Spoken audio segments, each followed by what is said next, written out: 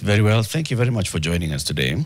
I know you've run in late and you've apologized, but maybe you can also just give apology to our fixers who are watching, because they were waiting for you since the top of the hour. Fix the nation. Yes. I'm extremely sorry. Sometimes you just wake up and things happen, but I'm sorry. Okay. Maybe I was trying to fix the nation on my way here, but I'm sorry. Okay. The nation fights back when you're trying to fix it. It's like corruption. The corruption fights back. Corruption Ours fights is back. relentless. Yeah. It's relentless. We've got to do it. Yeah. I'm pleading so that they don't fight back. Yeah. So just like as we said in the introduction, the NYOTA is a program called the National Youth Opportunities Towards Advancement. Right. Was approved earlier this year in July, and it's now being rolled out. It's a 5-year program, and we're here to understand what this NYOTA is and who it's targeting and what it's all about. So quickly, why NYOTA? Thank you. Thank you, Latif, and your colleagues, and thank you for inviting me here. This is the first time I'm appearing on this very important platform of fixing the nation. You know, when you started this conversation, I never knew that one time I'll come here to be your guest, you know, but here I am. So, what is NYOTA and why? So let me begin by why NYOTA. To begin with, why NYOTA, I just want to give a background on the problem that you're trying to solve, or rather to fix. This is the youth unemployment. So we have a potential workforce of over 20 million Kenyans.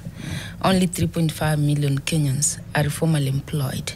The rest ply their trade informally. They wake up in the morning, they have to find a way of fixing their food on the table and you know, going about their livelihood. Sometimes it's never secure. It's like in a lottery: today you get it, tomorrow you don't get it. So that's the kind of life in which they are. But that's where we have the majority. Now, look here. We are a country that is growing young and younger every day. The average age of a Kenyan is about 17 years old. A 17-year-old person is still in high school.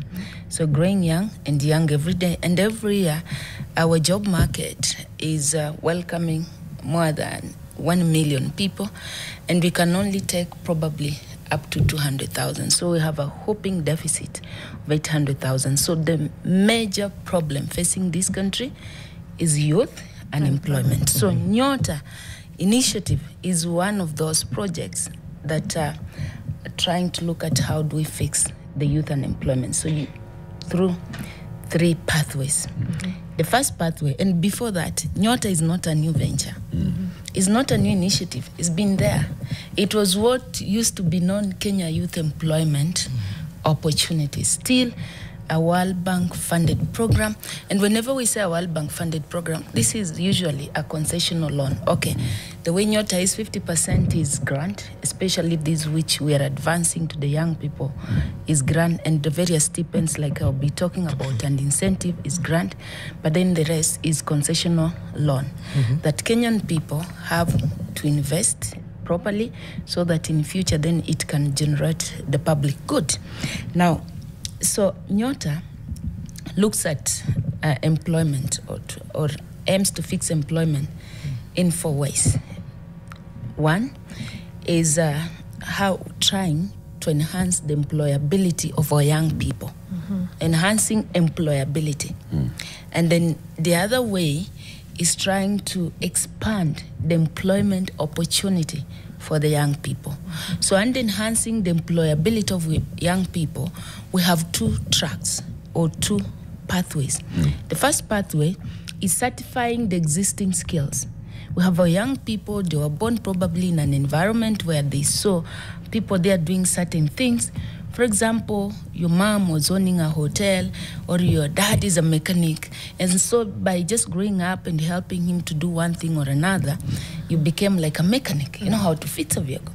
But the only thing that stands in between you and a job, a competitive job in the market, is the lack of certificate. So you realize the government in the recent past, we have we have come up with the recognition of prior learner policy. So riding or rather leveraging on that policy framework, so we are targeting to support 20,000 young people across the country who could be in that space where I have existing skills, but I don't have certificates. So through NYOTA, as well as TVETs in their spaces. So you go there, we will assess your skill sets. You'll do some sort of short exams here and there. And then after that, we give you a certificate. That certificate will give you eligibility to compete in the market, targeting 20,000 young people across the country. The second track under enhancing youth employability is on job experience. So on a job experience, for example, here in the newsroom, you get young people, they finish Form 4, but they've shown some sort of talent, interest in the newscasting. So they'll come here, help you fix a mic, as they observe. Then we attach them to business owners. Like now, this is a business. With the time, they learn on job. And as they learn on job, they enhance they build their capacity. They start understanding the sector. So they increase chances of getting retained here and or getting employed in the sector, in the broadcasting sector. That is on job. There we're targeting 90,000 young people across the country. So is this an internship program? Some sort of an internship, apprenticeship kind of program. Actually, but attaching it's them to the private sector. You attach them to the private sector. But again, so that we improve their consistency and regularity of coming to work. Sometimes these are vulnerable young people. NYOTA is targeting the very, very vulnerable young people who could probably not even afford the fare or stuff. So we give them a small stipend, like every month, 7,000 for them to be coming. For transport and lunch. Because you see, also as an employer, do you need them to be there consistently so that they learn on job. This is under the enhancing employability. Enhancing employability, those two tracks. Now, under expanding employment opportunities, we have other two tracks. The first one is the business support. The one now sitting very much within my purview. The one which is arousing a lot of interest, a lot of conversation. So this one, we aim to create at least 100,000 youth entrepreneurs across the country. Across the country. Also disabusing the notion that entrepreneurs are born. Entrepreneurs can be made. And in many parts of the world, entrepreneurs are made because you also need to train them, they need skilling. So it begins by subjecting you to training, a comprehensive business development. And people who are criticized, they are not touching that.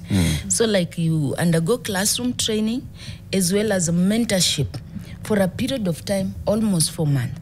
So after the first class training, but even before you're selected, so everybody applies, you'll be subjected to an entrepreneurial aptitude test just to gauge your business mind and your business intent.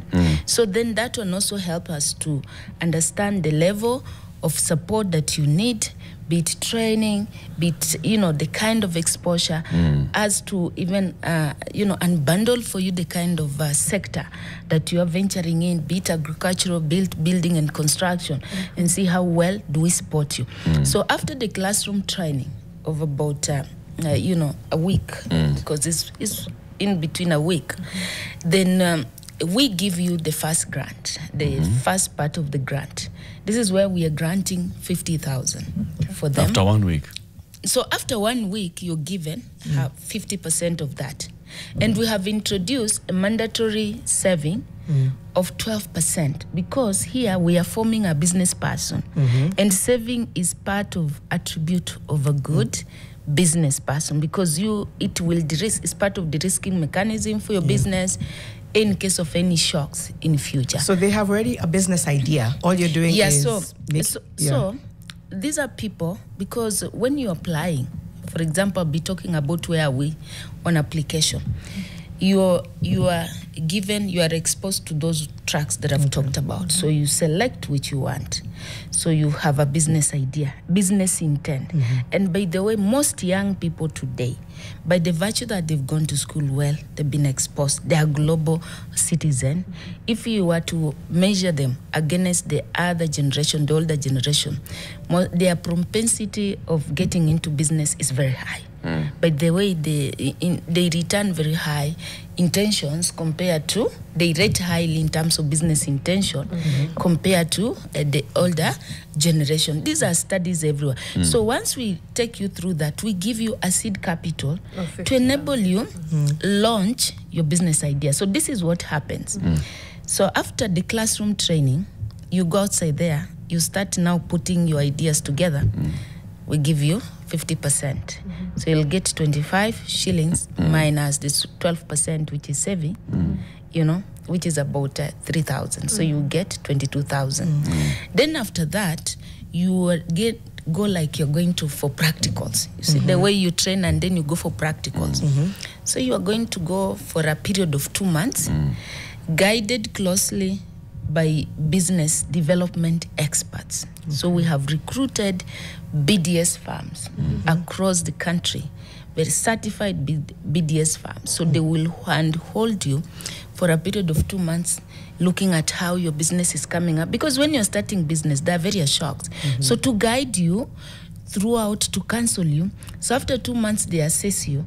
And then at that point, you get you another, the remaining installment of part of your capital. And then your journey doesn't stop there. You've just ventured into a business pipeline.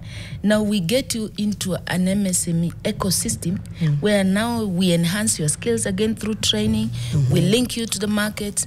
We link you to other existing financial support which are already there. For example, from there, NYOTA now, if you grow your business, start growing, then you can now move to Youth Enterprise Fund, for example, because now we launch into an existing business ecosystem that you are exposed to enhance financing, but then at the same time also access to sustainable market. So you start guided because we want you to end up being a good entrepreneur. The last track under that, expanding business employment opportunities, is training of 600,000 young people, young entrepreneurs. These are existing young entrepreneurs on AGPO.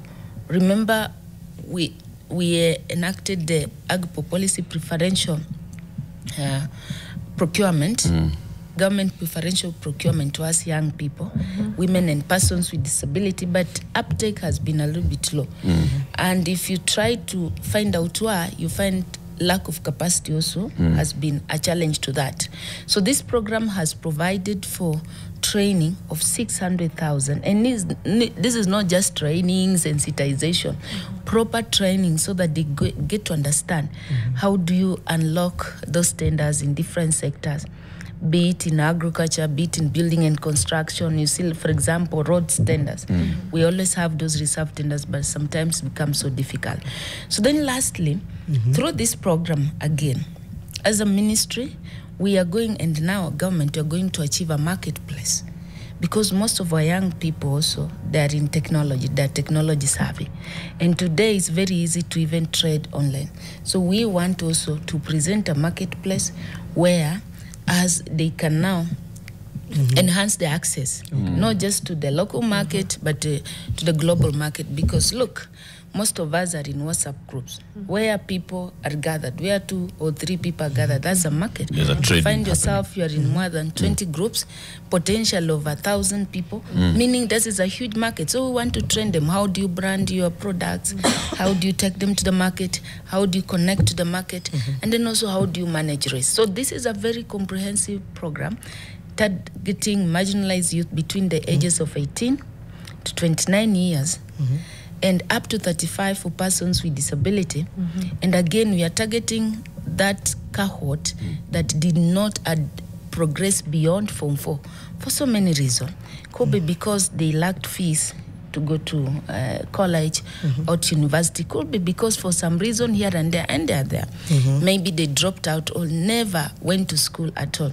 Then we have also a provision for vulnerable youth in gazetted refugee camps. Because also, if we do not find a way of supporting them so that when they go back to their place, they will be a little bit progressive, then it will still be a problem. At the same time, we are targeting at least 5% beneficiaries to be persons with disabilities. So this is a pipeline for job creation. We begin somewhere, and we create now an ecosystem where we can be able to improve and enhance the employability or expand employment opportunities. It sounds like it's a very well-designed program. And we are never short of very well-designed programs. It's the implementation and the rollout of it and the realities of it. So for example, if you aim to create 100,000 entrepreneurs, then you have to catch many more so that you end up with 100,000. Absolutely. So how many are going to be getting this money, 50,000 shillings, and wasting it by the time we end up with 100,000 successful entrepreneurs? So thank you. So like any initiative you come up with, even in a normal education program, there's always a success rate. This country will invest more than, in fact, this financial year it will be more than almost 700 billion that we are injecting in education. But at the end of the year, when you're doing the exam, not everyone gets A. However, what is very important is that creating a space where everybody can come in and realize themselves the opportunities which are around them. Because sometimes people say, I do not have an opportunity. However, why we are looking at this program and you're thinking it's going to be a huge success, even if we get 80% success, I mean, this will be a very massive success. Because if you can introduce in our economy, if you're even 50% of 100,000 who will eventually, let's say, succeed in the next 5 years and form enterprises, that is a multiplier effect in terms of creating jobs, in terms of enhancing livelihood. But what I wanted to say is that this program is thought out, it's well thought out, and one, we've learned from the experiences and a lot of lessons from the first phase, which was KYOP. Now, the only difference with KYOP was that it was only targeting 17 counties. It was not a national scale. This project is a national scale. It's going to have a touch in each and every ward in Kenya. And we decided, let's go to mashinani because that's where the opportunities are. And then there's no corner of this country that is not potentially viable. And there's no Kenyan who does not have economic value. It's usually an enabler. So we've created a pipeline where we know starting a business, and you have at least 3 years where you have to do a lot of work, a lot of care, a lot of clinical visit. So as we've been designing this project, also learning from what worked and what did not work, and what were some of the good stories there that we needed to enhance. For example, in the first phase of KYOP, we were giving a grant of 40,000. Now we enhanced to 50,000. And I'll actually come back to that, what informed that figure of 50,000. But I just wanted to get onto something you were saying, like a potential success rate of 80% would be fantastic, even 60%. That seems quite ambitious to me, given past funds and how they have performed, whether it's Youth Fund with like 38% at Uwezo Fund, actually, 38 to 41, depending on which report you're looking at. Hustler Fund, again, also has very low repayment rates. I'm forgetting the exact numbers, but I know for Hustler Fund was quite low. It was in the 30s as well.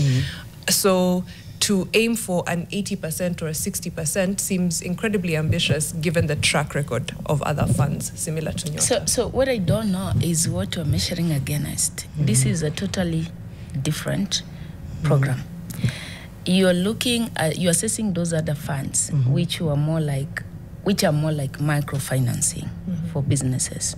And you realize them we were just basing on it on self-reporting. You come with your business idea. You say, I just want to do business.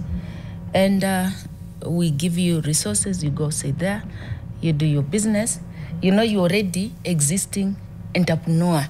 When you come for, let's say, the Youth Fund and you come for Women Enterprise Fund, an existing entrepreneur. But this program has got a lot of nurturing.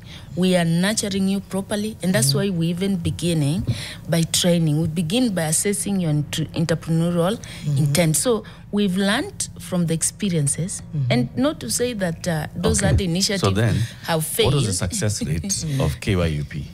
KYOP, phase one of this similar program. And let me say this, when you're measuring such a program. Just answer directly. What was the success? I'm going to answer.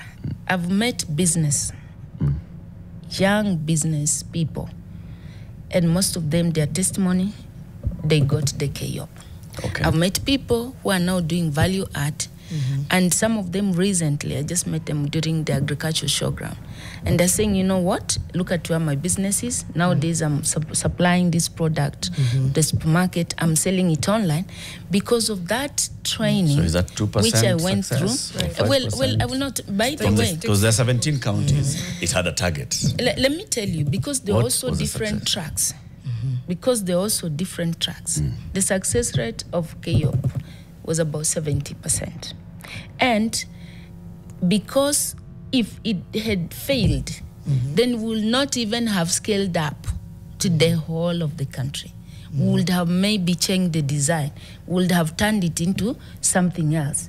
And if you see, I see many people now talking, economists, look, I sometimes you don't want really to argue, but I want to believe the World Bank, this initiative which is working here, is an initiative that they have also seen work elsewhere across this globe. Madam Pierce, we have about 2 minutes. Yes. Applications, very quickly. Who is showing uptake and who is lagging behind so far? So application, we've received overwhelming response, meaning that this initiative is very timely in the first place. And this is what, and there is a need there. So when we roll out the first application for the whole program and all the tracks, the only track that we are yet to roll out is this one of training of 600, because this one we are aiming at the entrepreneur. The first one, business support, brought a whooping 1.4 million applicants. And what we did, we rolled it out digitally. And the reason why we've done digitally, so that nobody said, like you guys, I came here talking that you must know someone. Here it's only your phone. And we leveraged on the zero-rated channel of Hustler Fund, which is 3254#. Whether you have a Katululu or the feature phone or Mulika Mwizi, or even you have a smartphone, you could still access. Remember, we are targeting the very bottom at the pyramid. So that's why you apply. So you apply there. So once you apply 254#, right now we've closed the window, but you can still see. You'll find there on the Hustler Fund platform. You'll find there NYOTA, and then you'll be led through those following steps, because and you'll see all those tracks onboarded there. Now, but again also, maybe for some reason, either digital divide or what, out of 1.4, 300,000 did not complete the application process. This is once we have opened the window, you can always go back and forth, you can always finish. But some people did not finish. But what was very interesting, out of the 1.1 million that had completed, almost 200,000 were college and university students. That's why now we are segmenting this initiative. This is targeting for those very bottom of the economic pyramid, but also we are working out other initiatives that are now going to target college and university, because even... So just to be clear, if you do have a tertiary education, you can't access NYOTA Fund. You can't benefit from NYOTA Fund. Okay. Yeah, you cannot benefit. However, we have other initiatives like under my ministry, we have Kenya Jobs Economic Transformation, which now is creating more opportunities for college and university students. We have to pause there. There's so much more we wanted to get to. Because I think a lot of it is also the trust factor, right? A lot of people, and it speaks to, I think, what Mariam and Eric, they're trying to get the numbers, because it speaks to young people feeling disenfranchised about whether they can trust programs like this. So there was a lot more to get through. But what will you tell about 1.4 million? Yes. And recently when we just opened this small window, we got almost 800,000 and applicant this 1 week, last week, that elapsed on Sunday, it was almost 1 million. And so, but the new applicants for that short window, and we have those who have completed are almost 550,000. That shows there is trust, by the way. Okay. We have to pause it there for now. You have to come again. Yes. I need to. Do sometimes so that you have more time. Otherwise. And engage. And so we even open up so that the youth can also talk to you. Absolutely. Those that have applied, those that may not be successful. And even if they're not successful, I'm sorry, just that's my last comment. Even if they're not going to be successful, provided you are on that pipeline, now you are going to be in an ecosystem where we have other existing initiatives or new initiatives We will always have you there. We have to end it there. It's coming up to 8 a.m. We'll have Charles Wanguhu in just a moment, debunking privatization. That was Susan Mang'eni, PS, MSME's development. Stay with us, Fixing the Nation, one conversation at a time.